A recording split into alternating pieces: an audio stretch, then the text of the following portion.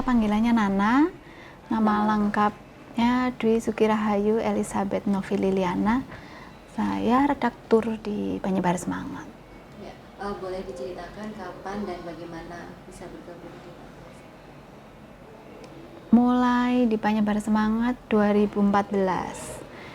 Itu dulu awalnya ya saya memang bekerja di media, di koran harian gitu di Surabaya. Terus setelah saya berhenti dari sana dan sempat off sebentar untuk sekedar refreshing gitu, terus ya saya melamar ke sini. Pas ada kebetulan juga ada lowongan. Saya memang tertarik bekerja di media, memang saya merasa senang bekerja sebagai wartawan gitu di bidang ini. Kemudian kalau Penyebar Semangat, saya sudah kenal dari kecil, sering baca karena dulu mama saya langganan majalah ini. Terus ya memang berbahasa Jawa sih, tapi karena dulu waktu kecil itu sering baca, itu makanya waktu saya mau kuliah memang tertarik kuliahnya juga sastra Jawa. Jadi semacam kembali ke jalan yang benar aja sih. Sastra Jawa di Universitas apa?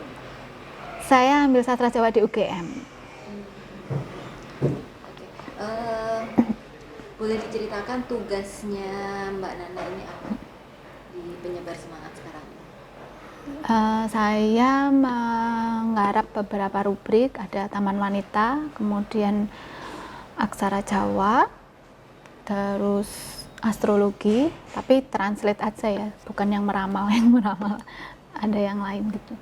Terus satu lagi kalau setelah semua naskah terkumpul, saya bersama Pak Wiyoto mengedit. Menggunting bahasa gitu? Iya, untuk terakhir, untuk finalnya. Gitu. Apa pengalaman yang paling berkesan selama bergabung di universitas ini? Yang paling berkesan pertama kali, karena semuanya senior. Semuanya, di ruangan saya aja misalnya itu semuanya bapak-bapak, kemudian ya itu senior dari makna denotasi gitu, usianya memang semuanya senior. Ya. Lalu gimana setelah tahu di sini sebagian besar senior, lalu sebagian besar laki-laki, terus bekerja di situasi yang seperti itu, gimana rasanya? Biasa aja sih, enjoy aja sih. Nggak terlalu masalah. Saya memang nggak terlalu masalah misalnya rekan kerja laki-laki gitu. Mungkin justru jadi nggak terlalu banyak gosip. Terus usia juga nggak masalah. Suasana kekeluargaannya sangat kental. Iya, benar.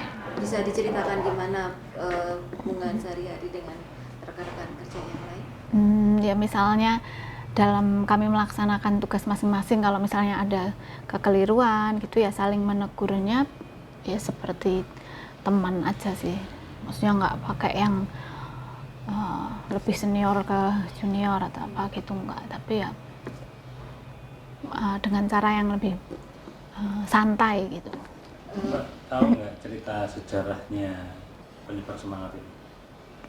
Kalau Penyebar Semangat sendiri, penggagasnya kan Dr. Sutomo, sudah sejak tahun 1933, dan sejak dulu memang dibuat dengan bahasa Jawa karena kan dulu di masa penjajahan masyarakat itu masih berkomunikasi dengan bahasa daerah masing-masing.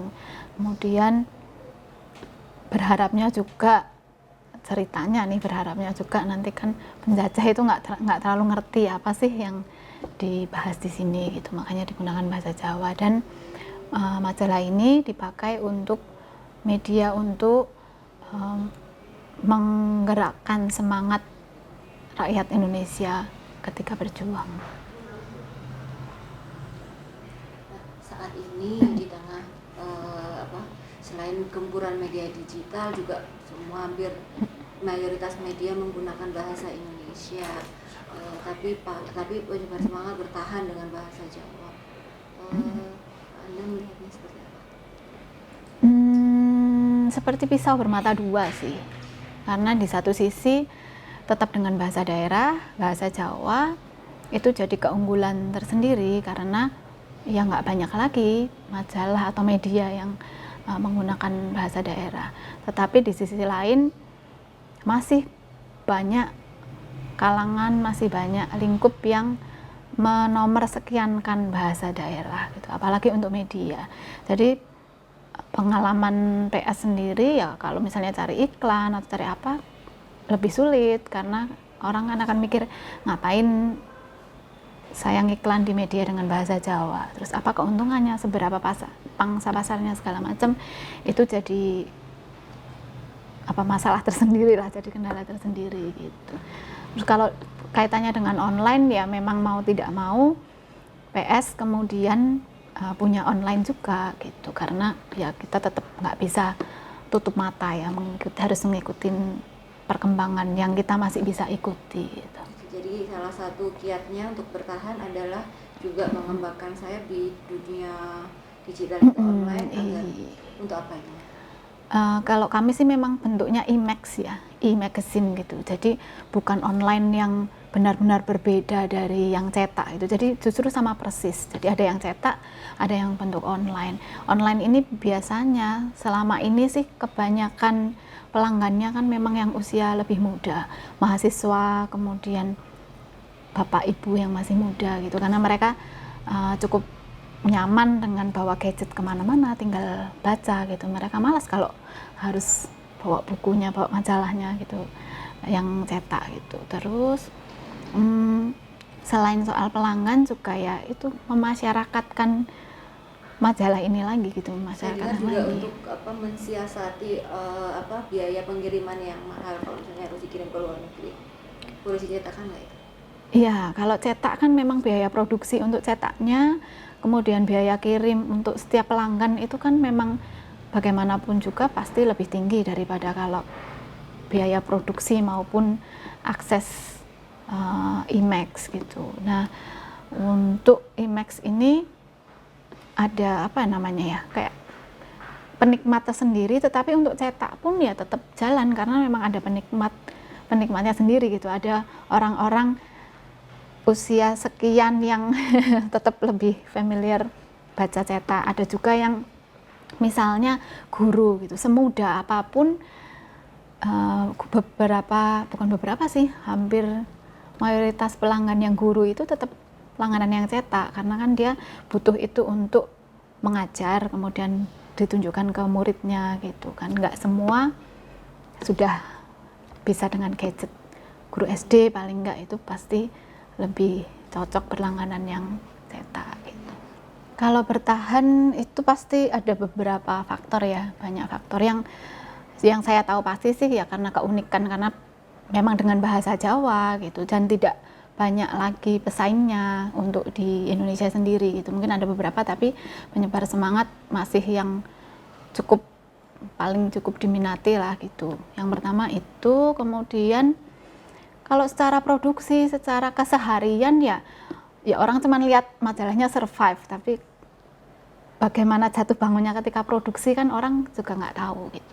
Karena bisa dilihat nyaris tanpa iklan gitu. Ya itu bukan perjuangan yang mudah, pasti ada banyak faktor yang teman-teman semua baik dari redaksi, percetakan maupun pemasaran itu sama-sama ada yang diperjuangkan, ada yang dikerjakan, dan juga ada yang dikorbankan gitu, ada juga yang ditekan gitu misalnya. Lalu apa kiatnya? Kenapa bisa survive sampai sekarang ini? Ya nomor satunya sih karena unik dan ngeyel. Ya sudahlah yang lain mungkin begini begitu, tetap ngeyel aja ya. Kita konsisten tetap bahasa Jawa ya bahasa Jawa. Ketika yang lain mulai bahasa Indonesia, mulai berguguran juga cetaknya, kemudian hanya mengandalkan online, kita tetap pertahankan ada cetak dan ada online gitu. Jadi ya itu mungkin yang ngeyel itu tetap di jalan yang sudah dipilih gitu. Kalau tadi bicara ada yang dikorbankan, itu apa itu? Mungkin egonya masing-masing ya. Kayak soal misalnya bekerja dengan, ada sebagian yang mungkin berpandangan ngapain kok bahasa Jawa gitu, ngapain nulis bahasa Jawa. Terus kalau bahasa Jawa kan yang membaca lebih sedikit gitu. Ya harus mengorbankan egonya untuk ya cuek aja gitu. Kalau bisa defense ya, memberi penjelasan ini loh sebenarnya gini-gini. Tapi kalau nggak bisa ya sudah tutup mata tutup telinga gitu. Kita kerjakan yang memang kita suka, kita pengen kerjakan gitu. Lalu ke depan harapannya mungkin Mbak Nana juga teman-teman di penyebar semangat ini apa ke depannya untuk PSI? Yang pertama ya memang tetap bertahan dan pengennya sih lebih berkembang gitu ya. Mungkin tidak hanya spesifik cetak dan online bisa jalan, tetapi ikut berperan untuk memasyarakatkan dan melestarikan bahasa Jawa, budaya Jawa, misalnya dengan banyak event atau bekerja sama untuk kegiatan-kegiatan seni, budaya, bahasa